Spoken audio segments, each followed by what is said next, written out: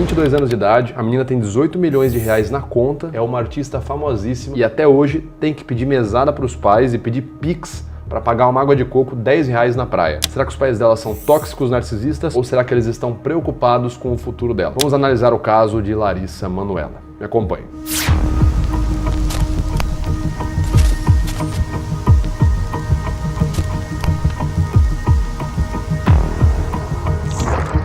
Fala aí pessoal, beleza? Aqui quem fala é o Vitor Santos, eu sou especialista em comunicação e comportamento não verbal e você está no canal Metaforando, o maior canal de linguagem corporal do mundo. Hoje nós vamos comentar sobre o caso Larissa Manoela, a disputa financeira que está sendo travada judicialmente entre Larissa Manoela e seus pais. Será que a atriz e cantora nacionalmente, eu diria até que internacionalmente famosa, Larissa Manoela, com seus 22 anos de idade, tendo que pedir pro pai, pra mãe fazer Pix de R$10, assim, de pouco dinheiro para pagar uma água de coco na praia. Será que ela tem pais narcisistas e tóxicos? Ou será que, por sua vez, os pais estão guardando o dinheiro de Larissa para que ela possa ter uma boa vida, que ela não gaste tudo de uma vez? O que é que a gente tem nesse caso? Vamos comentar sobre isso, vamos analisar o caso, mas antes de tudo um contexto. Vamos entender, nesse momento inicial, do que se trata. Pois muito bem. A atriz Larissa Manoela, de 22 anos de idade, deu uma entrevista recentemente ao Fantástico para expor uma situação recente com seus pais, que teria sido o fato do afastamento dos pais na sua empresa de produções artísticas. Então, atualmente, Larissa está se desfazendo da sua parceria profissional, comercial com os pais, para ter a sua própria empresa, tá certo? E ganhar todo o lucro daquilo que ela arrecadar com seus trabalhos artísticos, publicidade, venda de CDs, porque afinal de contas ela também é cantora. Tudo que ela produzir com essa nova empresa, nessa nova fase da vida dela, será então apenas dela e não será dividido com os pais. Ela falou que essa ruptura ocorreu em detrimento de vários problemas profissionais, inclusive problemas incluindo dinheiro, incluindo as finanças, que ela teve com os pais. Estaria acontecendo então uma espécie de relação muito desigual entre as porcentagens de ganhos dos pais delas e dela, que é a atriz, vamos dizer assim, que é a pessoa que tem que trabalhar, que tem que se desempenhar intelectualmente, fisicamente, numa produção artística. Nas palavras de Larissa Manoela, eu entendi que era o mínimo saber do meu negócio, do que eu estava ganhando todos esses anos. Eu só queria entender como estava essa questão financeira, que nunca me era apresentada. Eu não sabia o que eu recebia, o que estava sendo pago. Ela disse ainda que recebia uma espécie de mesada. Diz ela, qualquer pagamento, como uma passagem aérea ou uma compra supérflua, eu tinha que pedir autorização. Idas à praia, por exemplo, tomar uma água de coco, eu tinha que pedir para os meus pais fazerem um Pix. Eu me sentia incapaz. Segundo as matérias da grande mídia, o que teria motivado então essa ruptura da Larissa Manoela num primeiro momento foi a venda de um imóvel, uma casa nos Estados Unidos, que aconteceu recentemente, pouquíssimo tempo atrás, que foi feita sem o aval, sem que Larissa fosse consultada pelos pais. Após isso, então, Larissa conta que buscou um escritório de advocacia e pediu ao contador os contratos sociais das empresas abertas para cuidar do seu patrimônio. Ela acreditava ter 33% tal qual seu pai e sua mãe. E aí, então, nas palavras dela, eu descobri que essa porcentagem de 33% não estava no papel, como eles falaram. No papel, na verdade, era 2% para mim e 98% para eles. Então, aí de antemão, você já vê uma relação bem desigual. A Larissa, que é a pessoa que, em teoria, mais desempenha esforço mental, esforço intelectual, esforço físico para fazer um papel, para estudar para um papel, para decorar as falas, para performar na frente de uma câmera, na frente de um palco, enfim. Esta pessoa tem ali a menor parte da soma, que em teoria é a pessoa que mais trabalha. Então isso por si só já é muito desigual, já se apresenta de forma muito desigual. E lembrando, pessoal, para a gente fazer uma análise completa, a gente precisa das informações do caso. Nós vamos observar aqui o que a Larissa Manoela fala, como ela fala também, mas é sempre bom saber as informações do caso. Ela fala que em seguida tentou fazer uma espécie de acordo com os pais, onde ela pedia 60% para ela e 40% para os pais, e a resposta que ela obteve, segundo ela, por meio dos advogados, foi que os pais não aceitariam, eles queriam 60% para eles, 40% para ela, até que as duas partes chegaram num momento onde falaram, bom, vamos fazer então 50% para cada, 50% para mim, Larissa Manoela, e 50% para vocês, meus pais. Os pais disseram que até aceitavam essa proposta, 50-50, mas que eles queriam também 6% da renda da Larissa Manoela pelos próximos 10 anos. Só para contextualizar, a Larissa Manoela tira em média, fatura em média de 78 a 80 milhões de reais por ano. 6% ao ano disso, fora 50% de toda a empresa,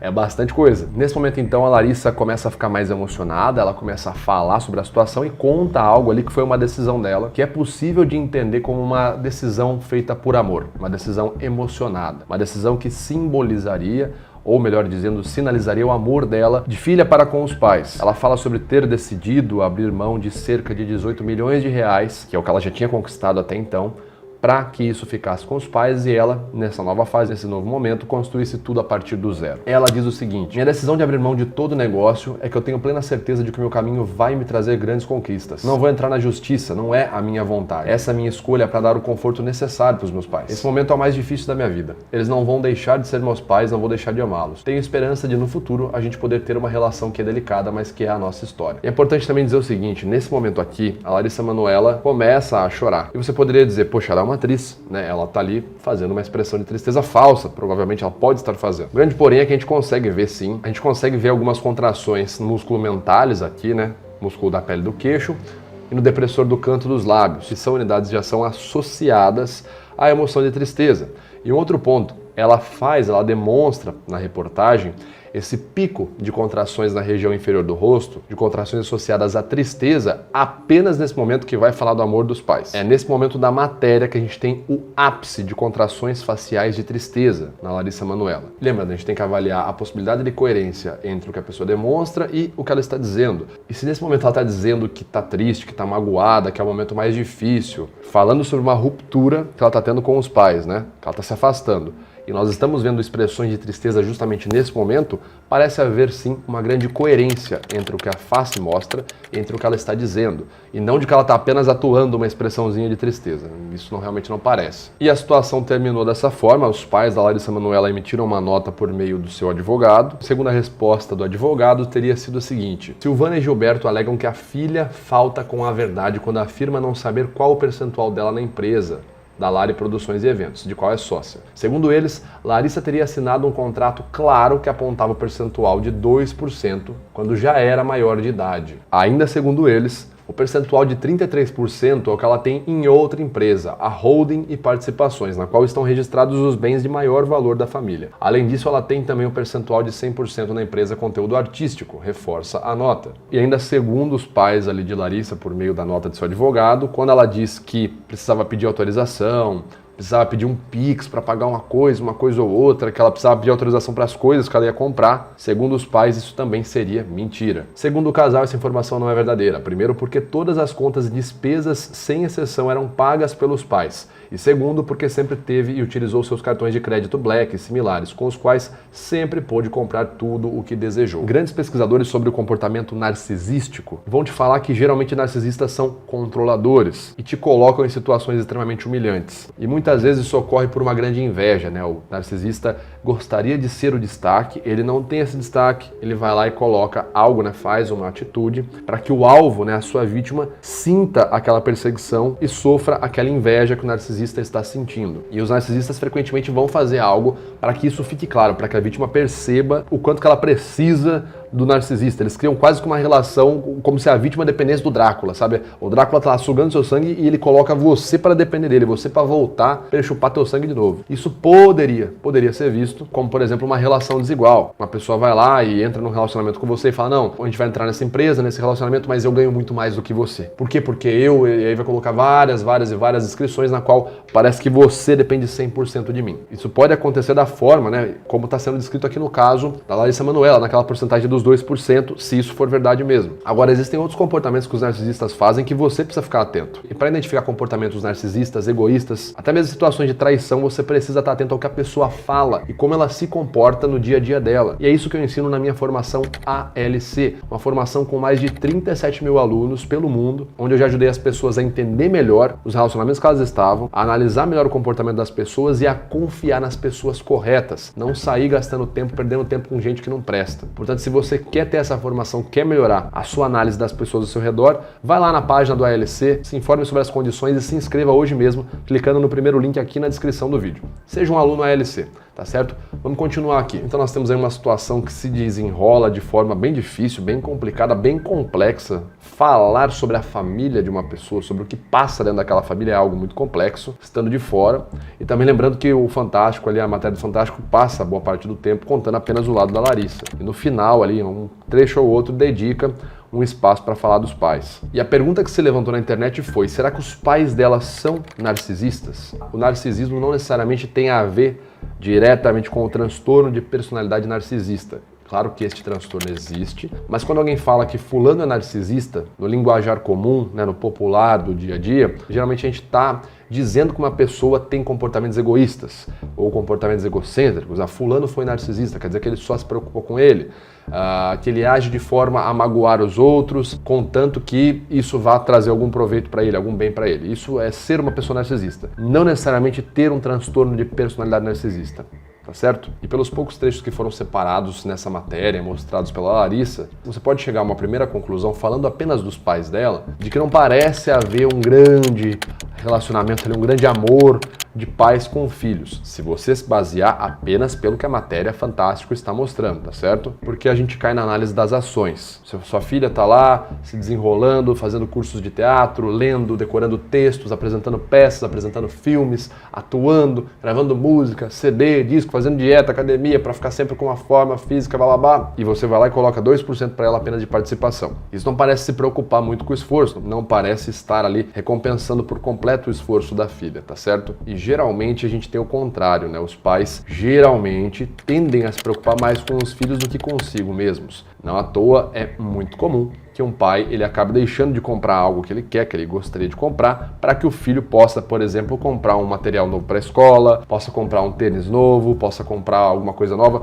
ou ele deixa, muitas vezes o pai deixa de fazer um momento de lazer dele, alguma coisa para poder comprar um presente de aniversário, Dia das Crianças, de Natal, para o filho, para a filha, enfim. Isso não é incomum, né? Pelo contrário, é extremamente comum o pai abdicar ali, o pai, a mãe, enfim, os pais abdicarem de seus desejos para que os filhos possam se desenvolver com mais conforto. Isso é o mais comum possível. E quando você pega e dá a menor parte pro seu filho e deixa maior com você, isso não está nem dizendo sobre ser egoísta. Agora sim, falando sobre o contexto de família, não parece ser uma atitude responsável, não parece ser uma atitude de coragem, uma atitude virtuosa, deixar a menor parte para o seu filho, né? Não, de fato não parece ser uma atitude boa de um responsável, de alguém que de fato se preocupa com aquela que é a mais indefesa, que é a mais frágil, enfim, aquela pessoa da família que tem menos experiência, menos capacidade. Essa é uma ótica possível de trazer, se a gente falar só dos pais dela, de acordo com a matéria. Agora, se a gente olhar a situação num geral, ainda de acordo com essa matéria aqui do Fantástico, o que me parece fazer mais sentido, e como eu falei, eu estou julgando um material pequeno, né? Um material que foi selecionado, que foi cortado de uma entrevista do Fantástico. Eu não estou ali convivendo com essa galera, não estou entrevistando ela, não estou interrogando ela,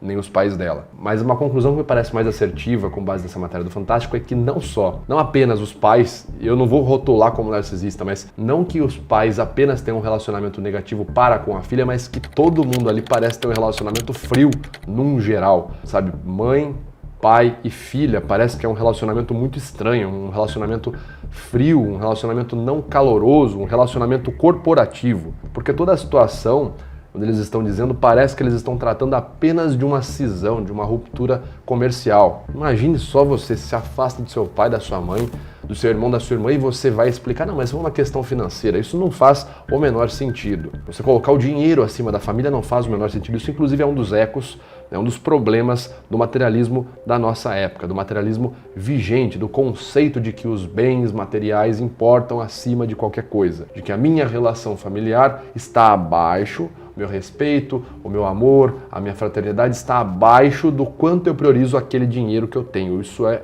extremamente absurdo, horrível, é uma visão materialista péssima, mas que para os dias de hoje é muito comum, né? Você vai conversar com qualquer jovem aí na rua, ele vai te falar, não, eu quero ter dinheiro. Mas você não pensa em casar, constituir família, ser uma pessoa bacana, se desenvolver? Você pensa, sei lá, daqui uns anos se você ainda vai estar junto com seu pai, com sua mãe, conversando com eles, se vocês vão fazer viagens juntos, você e seus irmãos? Não, isso aí é importante, é bom, claro, família é sempre bom, mas eu quero ter o meu dinheiro, eu quero isso, eu quero aquele outro. E claro que não tem como falar de materialismo e não lembrar da parábola do filho pródigo, né? Parábola bíblica. Essa parábola é contada por Jesus, ali no Novo Testamento. Então essa parábola conta a história de um pai que possuía 2 filhos e em certa altura, né, um dos filhos, o mais novo, ele vira para o pai e pede a sua parte da herança. Aí vai lá, reparte então e dá a parte para aquele filho mais novo. Ele fala, ó, cheguei numa idade aqui, eu quero a minha parte, dá a minha parte aí, boa papai. Ele recebe a sua parte, vai lá para suas terras e começa então a gastar o seu dinheiro, as suas posses, né? Agora sim eu sou livre, agora sim eu tenho a minha liberdade, eu tenho posses, eu tenho dinheiros, hahaha. A conclusão é que sem a figura do pai por perto, sem a figura da experiência, madura, sem os cuidados de um pai, sem os cuidados da família que zela por nós. Muitas vezes a gente quer tomar uma atitude e a família vai dizer não. E não é que eles estão querendo cercear a sua liberdade, é que eles estão pensando no seu futuro. Um pai, uma mãe, eles já passaram pelo teste da perenidade, que é o tempo. Eles já bateram a cabeça em coisas que a gente vai bater. E muitas vezes o pai vai lá e fala, não faça isso. Você vai lá e faz. E é assim que acontece com o filho pródigo. Ele vai lá, faz, gasta grana. Eu tenho posses, agora eu sou livre. Gasta tudo com promiscuidade, luxúria, bebida, etc e tal, e obviamente quebra a cara.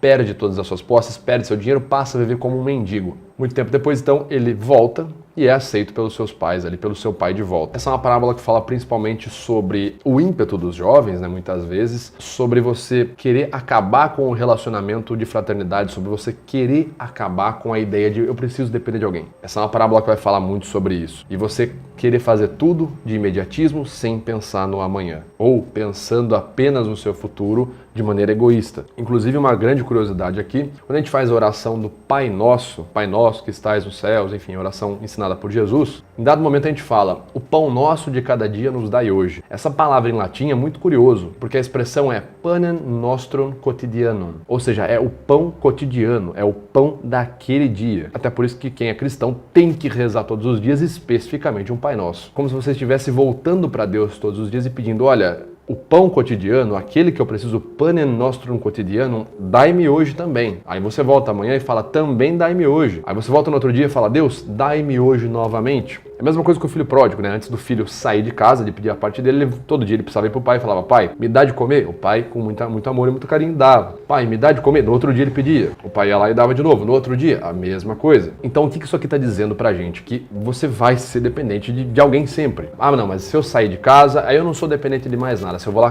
corto as minhas raízes familiares em prol da liberdade financeira, em prol de uma liberdade material, pô, acabei de tirar a dependência. Eu sou livre. Essa palavra é maravilhosa nos dias de hoje, como ela é deturpada. Eu sou livre. Filho pródigo, eu sou livre. Eu tenho posses, eu tenho terras. Agora eu posso, então, ir para luxúria, eu posso ir para bebida, eu posso ir lá e fazer o que eu quiser, porque eu não tenho um pai e uma mãe do lado para encher o meu saco, eu tenho posses. Não, você não é livre.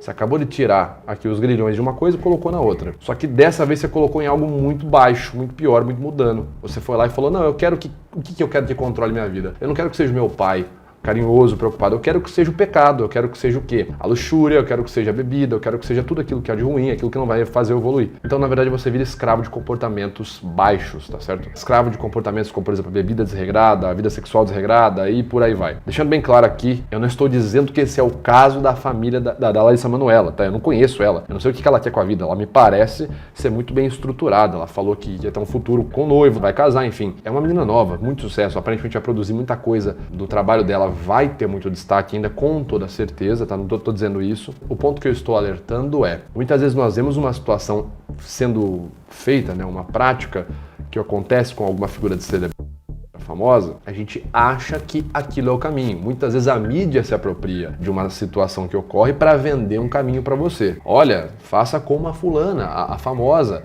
Ela, jovem, ali saiu, foi viver a vida dela, foi ser livre, enfrentou os preconceitos. Não, isso não é ser livre, tá certo?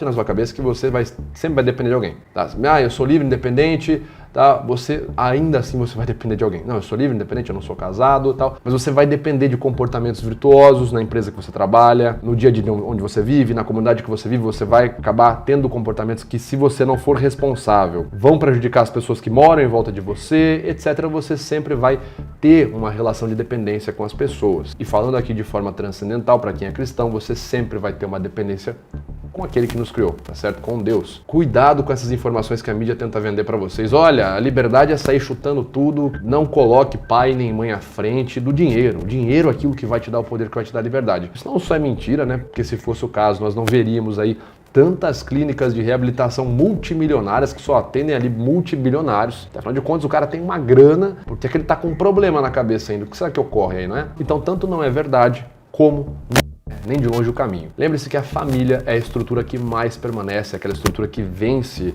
as épocas, aquela estrutura que enfrenta as perseguições, que enfrenta os reveses. No caso do nosso Senhor Jesus Cristo, quando ele é perseguido, assim que ele nasce, Herodes, que era rei ali na região, sabendo da profecia de que viria o Messias, manda matar todos os bebês. Nasceu ali, manda matar todos os bebês. E o que acontece? José, tá certo? São José, com a Santíssima Virgem Maria, fogem com Cristo para proteger o menino Jesus dos ataques. Enfim, a família é aquela estrutura que sempre esteve, sempre estará, sempre permanecerá. Apesar do materialismo, apesar de alguém tentar te vender a ideia de que não, o dinheiro compra a tua liberdade. Ser escravo do dinheiro significa que você está disposto a vender qualquer coisa que você acredite, qualquer opinião que você tenha, dependendo do quanto vão lhe pagar. E se você assina esse tratado, se você assina essa disposição, em algum momento vão pedir para você aquilo que você não vai querer fazer. Só que você já vai estar com o pé tão enfiado na lama que ou você se vende e faz aquilo que você mais abomina, e aí a cachola vai cobrar, e aí você vai ter muita grana para torrar em remédios e clínicas terapêuticas, o que não acho que é errado, tá? Deve fazer terapia, não é esse meu ponto, mas enfim. Ou se você se recusar a vender, falar, não, isso aqui eu não vou fazer, não, essa parte aqui eu não vou me vender, nisso aqui eu não faço. Você vai acabar então igual o filho pródigo, vivendo como um mendigo, porque se o dinheiro era tudo que você tinha, a partir do momento que você não obedece o que o dinheiro manda, você fica sem ele.